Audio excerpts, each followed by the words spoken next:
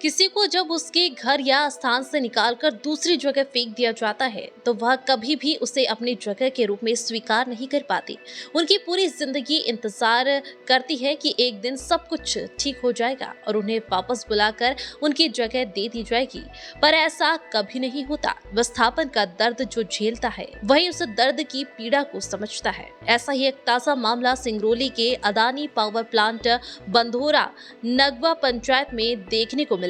स्थानीय लोगों की जमीन 2009 में कंपनी द्वारा अधिग्रहण कर ली गई, लेकिन उन्हें आज तक विस्थापन नहीं किया गया। कंपनी के द्वारा जमीन अधिग्रहण करने से पहले सभी मूलभूत सुविधाओं के पहलुओं पर बात कर स्थानीय लोगों की जमीन कंपनी द्वारा ले ली गई, यह कहते हुए कि भत्ता, प्लॉट, रोजगार सभी सुविधा उपलब्ध की जाएगी, लेकिन ऐसा आज तक नहीं किया गया। 16 साल बीत जाने के बाद भी कंपनी की मनमानी से स्थानीय दर्द झेल रहे हैं। ग्रामीणों ने मीडिया से बातचीत के दौरान अपने दर्द को बयां करते हुए बताया कि हम लोगों का कोई सुनने वाला नहीं है।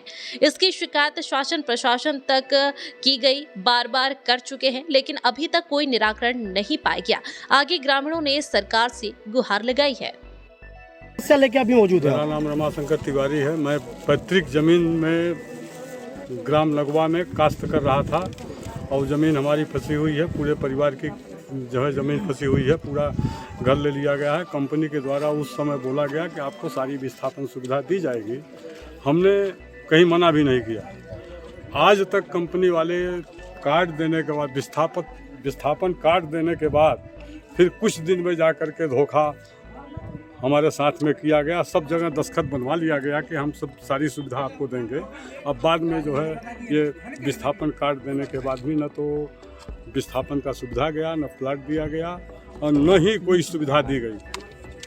कहाँ यहाँ पर हमारे सामने घर का सर्वे करते समय, सब जमीन का सर्वे करते समय सब कुछ लिख करके, आवासीय वगैरह ले करके लिख करके गए। वहाँ जाके कागज़ अपने ऑफिस में जमा कर रहे हैं। बाद में क्या लिखे, कैसे लिखे, क्यों नहीं दिए हमको। ये कार्ड किसके द्वारा स्वीकृत की गई? प्रशासन के द्वारा, कंपनी के प्रशासन के द्वारा, कलेक्टर के द्वारा। ये देख लीजिए, कार्ड दिखा हुआ है, कलेक्टर के द्वारा स्वीकृत विस्थापित के लिए किया गया है, लेकिन फिर भी नहीं दिया गया। इस तरह से जो है 420 कंपनी के द्वारा किया गया। और तत्काल में जो है बाहर किया गया अदानी वाले भी आज तक नहीं आ रहे हैं। आने के बाद बोलते हैं हम काम करेंगे और धमकाते हैं तरह तरह से। तिवारी जी, आप लोग कुल घर में अपने खानदान में 24 लोगों का मामला है। हमारा 24 लोगों के मामले के साथ साथ समूचा पूरा गांव भी आपके साथ है। क्या आप कहना चाहेंगे कि यदि कंपनी की जो रवैया है, इस तरह के रवैये से अगर आपको धमकाया जा रहा है, कोई सुविधा मुहैया पुनर्वास के नीति के तहत कोई किसी प्रकार का मुहैया नहीं दिया जा रहा है, आगे चल के आप लोग क्या चाहते हैं कि क्या कुछ होना चाहिए, कैसे आप लोगों का भला हो? हम जो है देश उद्योग के खिलाफ नहीं है, हम उसके सहमति में हैं। पहले भी थे, आज भी हैं। किंतु जो हमारी जो मूलभूत आवश्यकता है, प्लाट, विस्थापन नीति, विस्थापन से जो 2002 की नीति है उसी में हम सहमत हैं। आज की नीति को हम नहीं कुछ कर रहे हैं, लेकिन 2002 की नीति के द्वारा पूरा किया जाए। इसमें जो है तरह तरह के क्लाज न लगाए जाएं।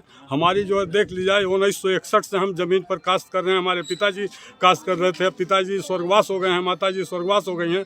अब उस ज़मीन पर हम काश्त कर रहे हैं, फिर हमारे बच्चे काश्त कर रहे हैं। क्या नाम पड़ेगा आपका? रमाशंकर तिवारी। ये फरियाद कहाँ सुनाना चाहते हैं आप? ये फरियाद जो है प्रशासन के साथ, कंपनी के साथ, जो भी अथॉरिटी हो सबके साथ निवेदन करना चाहते हैं कि हम काम जो है किसी तरह से बाधित नहीं करना। हम अपने आवश्यक मूलभूत विस्थापन आवश्यकता जो नीति है उसके तहत हम अपना विस्थापित होने के लिए, विस्थापित का जो नियम है, नियमावली, उसके तहत कंपनी काम करे।